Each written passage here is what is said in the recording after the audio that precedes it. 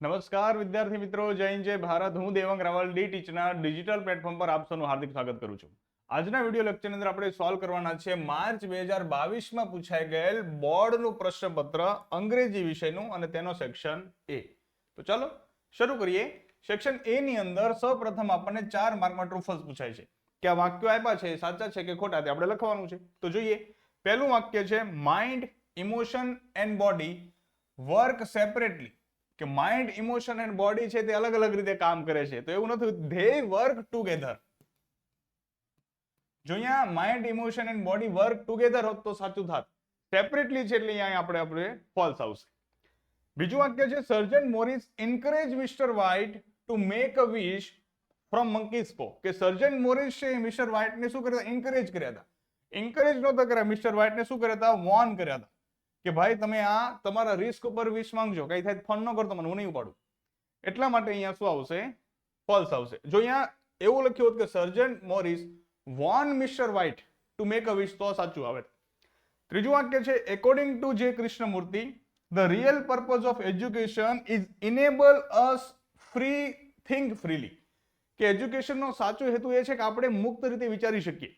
તો એકદમ વાત સાચી છે. અત્યારે આપણી ઉપર કોઈને કોઈનો પ્રભાવ છે. આપણા માતા પિતાનો પ્રભાવ હોય, આપણા ધર્મનો પ્રભાવ હોય, આપણા ગવર્મેન્ટનો પ્રભાવ હોય, આપણી સોસાયટીનો પ્રભાવ હોય, એટલે એના પ્રભાવમાં રહી આપણે વિચાર કરતા હોઈએ છીએ. એટલા માટે પણ એજ્યુકેશનનો હેતુ છે કે આપણે ફ્રીલી વિચારી શકીએ. એટલા માટે આ વાક્ય ટ્રુ છે. ત્યારબાદ ચોથું વાક્ય છે વોલ્ટ સ્ટડીડ કાર્ટૂનિંગ ઇન શિકાગો. તો એકદમ સાચું છે કે વોલ્ટ છે તે કાર્ટૂનિંગ ક્યાં શીખ્યો હતો? શિકાગોની અંદર શીખ્યો હતો. આગળ જોઈએ, find and write the nearest meaning. તો ચાલો બધાના મતલબ જોઈએ અને ટિક કરીએ. કન્સીલ, કન્સીલ નો મતલબ થશે છુપાવવું. કન્ક્લુડ નો મતલબ થશે નિષ્કર્ષ અથવા ઉપસંહાર.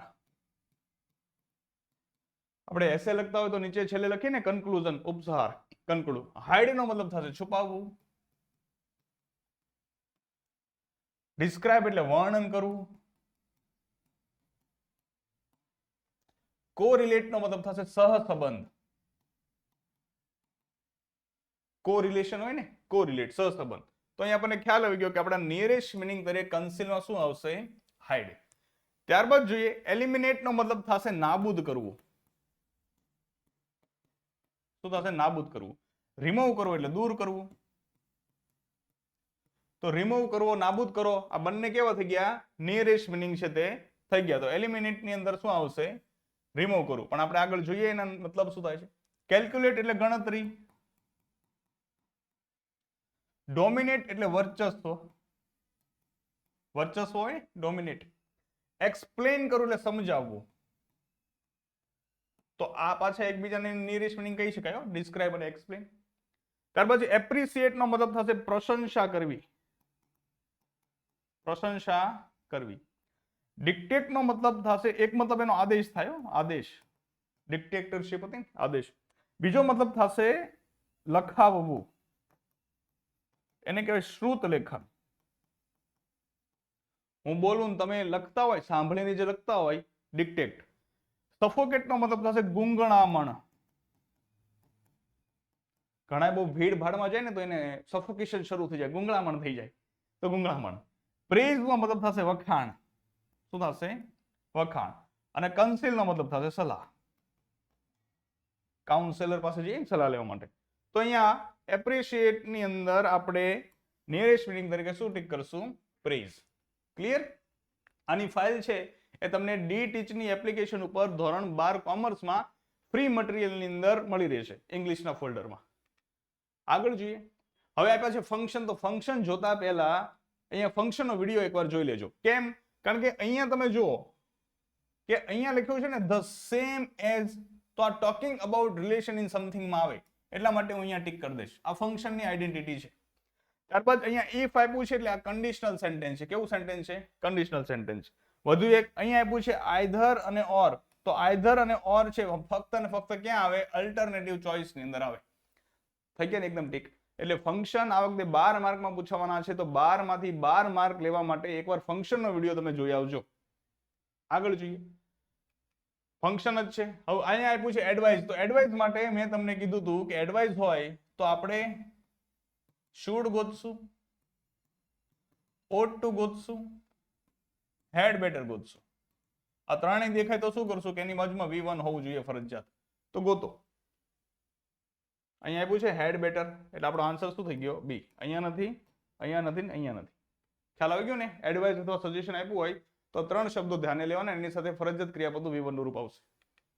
આગળ જોઈએ હેબિચ્યુઅલ પાસ્ટ. તો હેબિચ્યુઅલ પાસ્ટ ની અંદર યુઝડ ટુ હોય અને એની સાથે V1 આપેલું હોય તો હેબિચ્યુઅલ પાસ્ટ છે તે આવશે. ચલો તો ક્યાં આપ્યું છે? છેલ્લામાં આપ્યું છે. હા અહીંયા નહીં, અહીંયા નહીં, અહીંયા છે. જો આ યુઝડ ટુ સાથે શું આપ્યું છે? V1 છે ને. એકદમ જલ્દી ટીક થઈ જાય છે ને, એટલા માટે એકવાર ફંક્શનના વિડીયો જોઈ લેજો, 12 માંથી 12 માર્ક આવી જશે. આગળ જોઈએ ગિવિંગ રીઝન. તો રીઝન આપવા માટે સિન્સ, બીકોઝ અને એઝ નો ઉપયોગ થાય. તો અહીંયા એઝ આપ્યું છે એટલા માટે આ આપણો આન્સર આવશે. આ કેમ નહીં આવે તમે સમજો. અહીંયા લખ્યું છે ધો વી woke up early we got late. અમે વહેલા ઉઠી ગયા હતા છતાં અમે લેટ થયા. તો આ કોન્ટ્રાસ્ટ નું વાક્ય છે. ત્યારબાદ જો ઇફ એટલે કન્ડિશન, અને ત્યારબાદ અહીંયા સો ધેટ એને વચ્ચે શું આપ્યું છે? એડજેક્ટિવ. એટલા માટે આ રિઝલ્ટ નું વાક્ય છે. શેનું વાક્ય છે? રિઝલ્ટ નું. એટલા માટે રીઝન કીધું છે તો રીઝન આ એક જ દર્શાવે છે. ક્લિયર? આગળ જોઈએ આપ્યું શોઈંગ કમ્પેરિઝન. તો કમ્પેરિઝનમાં આપણે શું ગોતશું? વાક્ય ડિગ્રી નું હોવું પડે. પીડી, સીડી, એસડી કોઈ પણ નું. તો બીકોઝ તો આવશે નહીં, એઝ નહીં આવે, આ પણ નથી. વેરી ફ્યુ ડિગ્રી નું વાક્ય છે.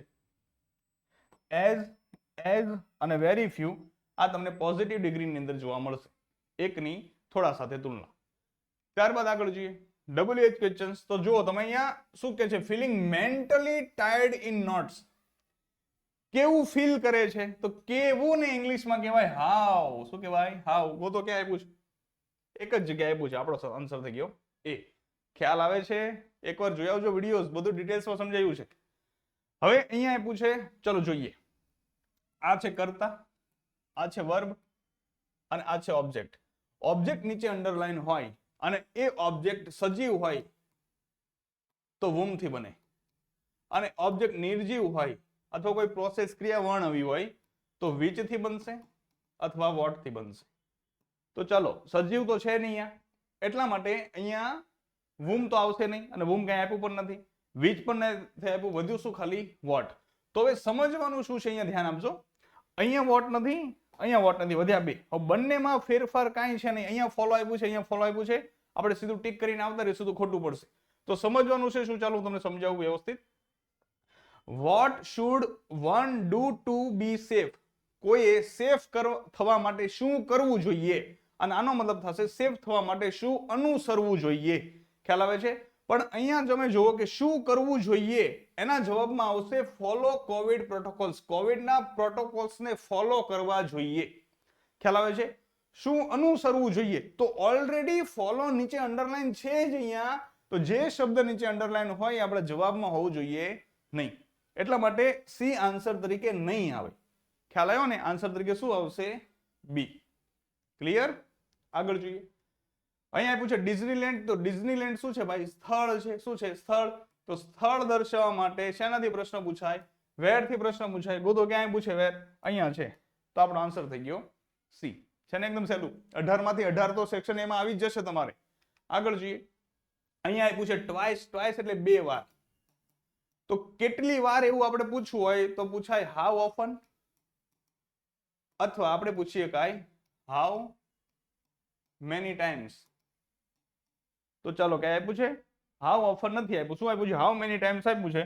તો આપણો આન્સર શું થઈ ગયો? ડી. ક્લિયર ને? ખ્યાલ થાય છે ને? ચલો કોઈ પણ ક્વેરી હોય તમને તો તમે 997 2050 ઉપર પૂછી શકો છો. I hope you understand very well. Thank you.